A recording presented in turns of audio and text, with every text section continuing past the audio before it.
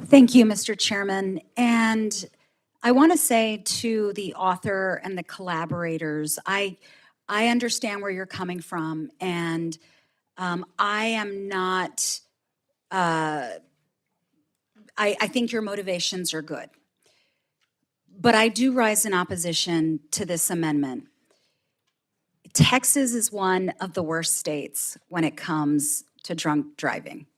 And in fact, let me read you some statistics. Texas is home to 5 cities with the highest rate of drunk driving fatalities. And unfortunately, my community has the dubious distinction of being the top offender.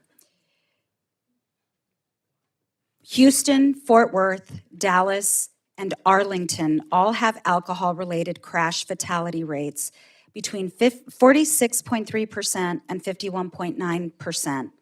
In El Paso, that number is 61%. We should not be standing in the way of options provided to Congress. As my colleague from the state of Florida mentioned, we will have the ability to say no to technology that we think goes too far.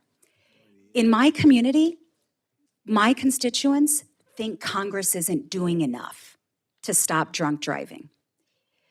Vehicles are weapons when an impaired or drunk driver is behind the wheel. And absolutely, there's different forms of impairment, for sure.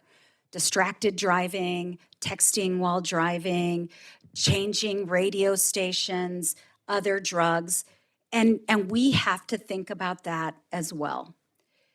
But the statistics show that someone has driven drunk 80 times on average before they are finally caught. And this is a crisis in many communities. There is no kill switch right now. Frankly, one of the organizations in my community, the Sober Streets Movement, would probably love a kill switch because they are a club no one wants to be a part of. They have lost children, spouses, loved ones to someone who didn't bother to order an Uber, a Lyft, or get a ride home.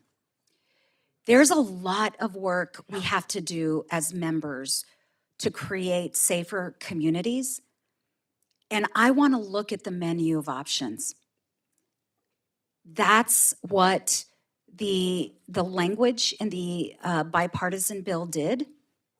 When we get the options before us, we can then debate those options.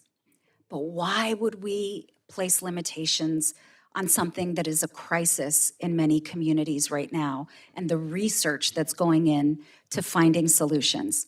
I'd like for us to do more, not less. Thank you, Mr. Chairman. I yield back.